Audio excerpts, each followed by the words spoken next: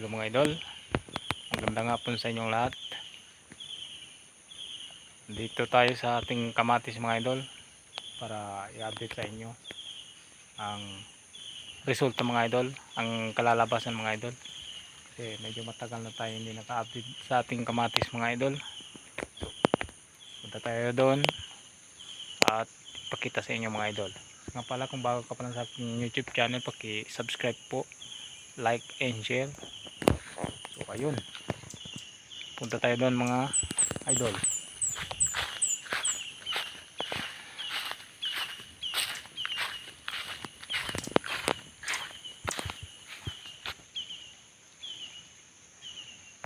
Lumalaki na sila mga idol,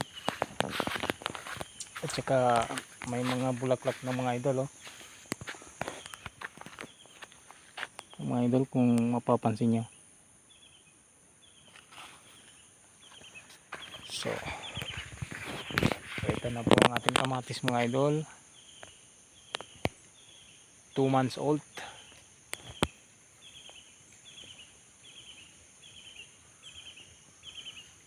Mataba na sila mga idol.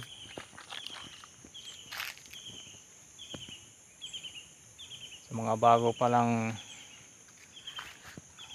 mga viewers natin dyan mga idol,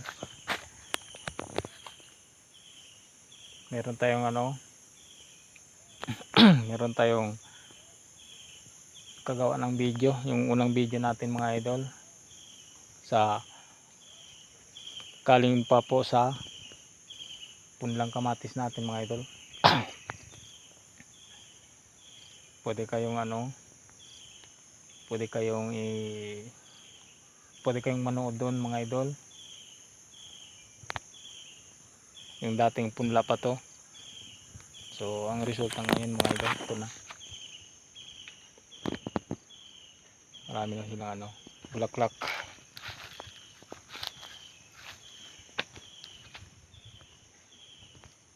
...60 days na po to mga idol. Bale next month, tatlong buwan na to mga idol.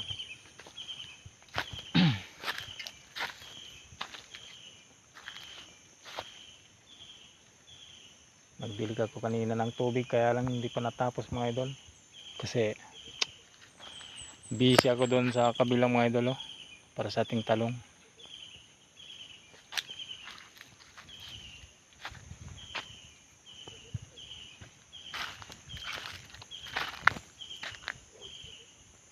Ito ng kamatis natin mga idol.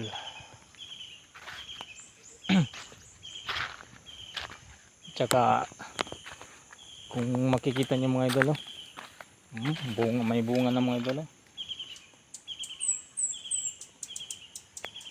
kasing laki ng jolen mga idol.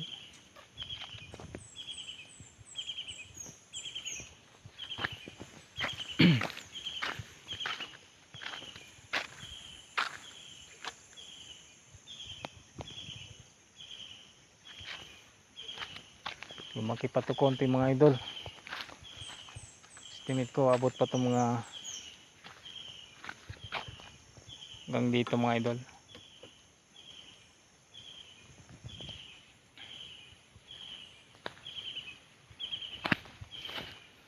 Pero mga idol, kung tagulan to mga idol, siguro grabeng kapal nito mga idol, sobrang matataba talaga to mga idol kapag tagulan. Tag-inid na yon kasi laging tuyo yung lupa, kaya ganito ang forma nila mga idol.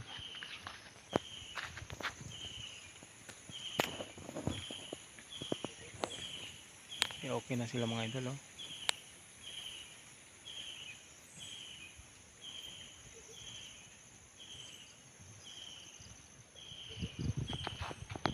Dahon-dahon na ng sibuyas mga idol, maganda.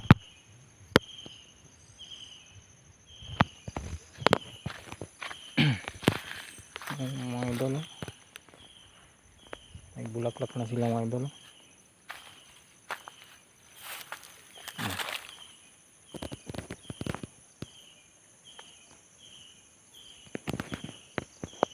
So kung may katanungan kayo mga idol, kung gusto nyong matuto magtanim ng kamatis, comment na lang po para masagot natin yan. Yung mga bago pa lang dyan gusto magkakamatis, pwede ko kayong turuan. Mga basic lang po mga idol.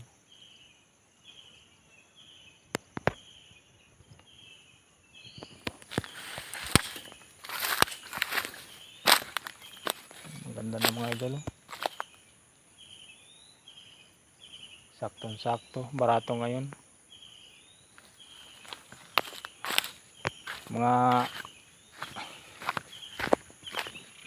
Mga nare-recover na dito mga idol, hindi pa nalagyan ng pasak.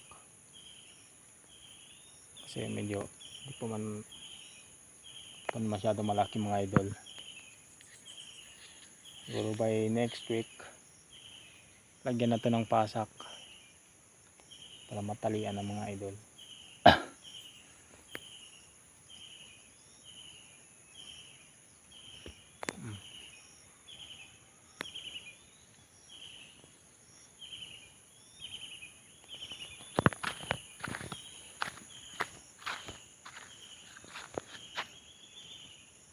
Ganyan lang po mag-alaga mga idol. Balay ako ang nag-i-spray nito mga idol.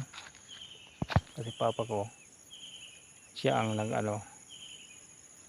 siya ang tagapaglagyan ng abono mga idol. Ako ang taga-spray. So, hindi tayo nakapag-update sa inyo nung nakarang araw mga idol. Na-sprayan ko itong mga idol kasi yung sinabi ko sa inyo, hindi ako nakapag-upload dahil inis na inis ako sa signal mga idol. Sayang yung MB ko mga idol.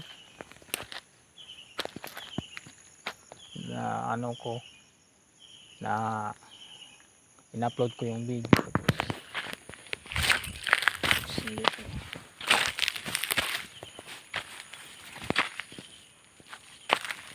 Kasi hindi nasin mga idol.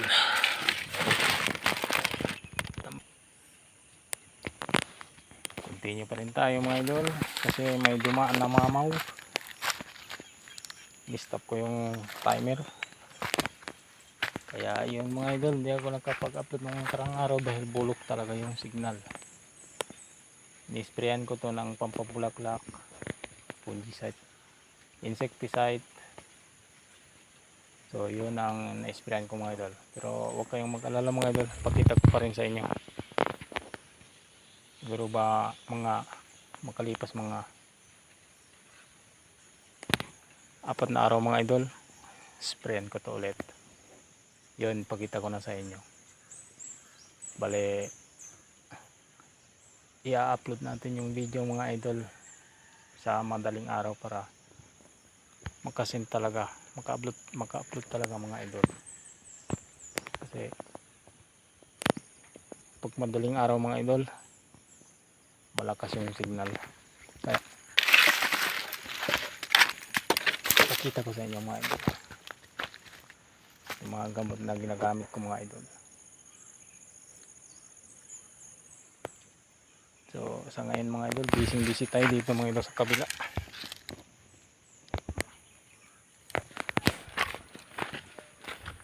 Focus naman ako dito mga idol.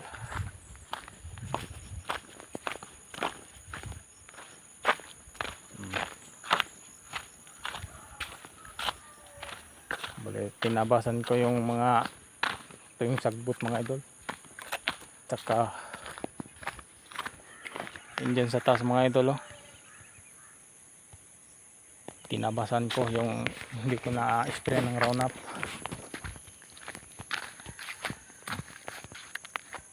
Busy ako dito mga idol.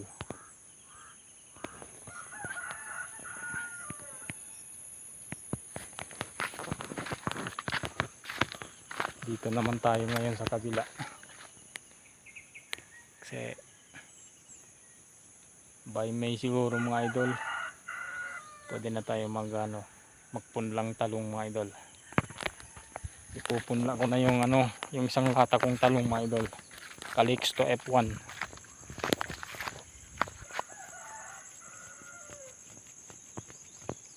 Tatiming na natin sa ano, sa ulan mga idol. Bising-bising ako dito mga idol.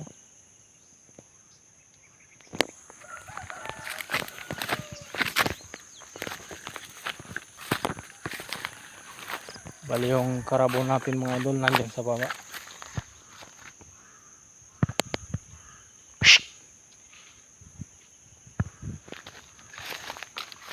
Nandiyan yung karabo natin mga idol sa baba.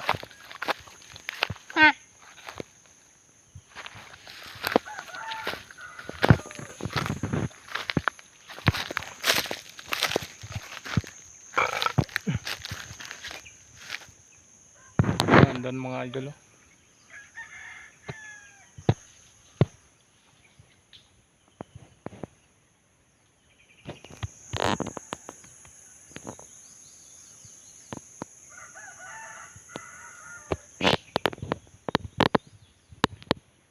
Doon sa baba.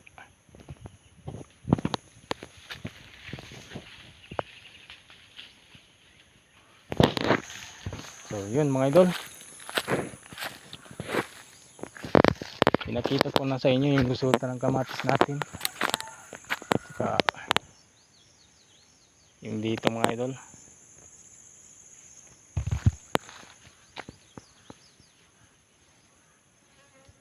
Hanggang dito na lang mga idol. Update ko na lang ulit sa inyo yung pechay natin doon sa kabila. Bali bukas hindi tayo matuloy sa pag-harvest ng pechay mga idol dahil may pupuntahan yung ano, yung nanay ko tsaka kapatid ko ay lalakarin kami mga idol. Pero Sunday harvest tayo doon sa kabila. So shout out sa mga viewers natin. Medyo matagal-tagal tayo hindi naka-upload. God bless sa inyong lahat. Salamat sa suporta. Hanggang dito na lang po. God bless.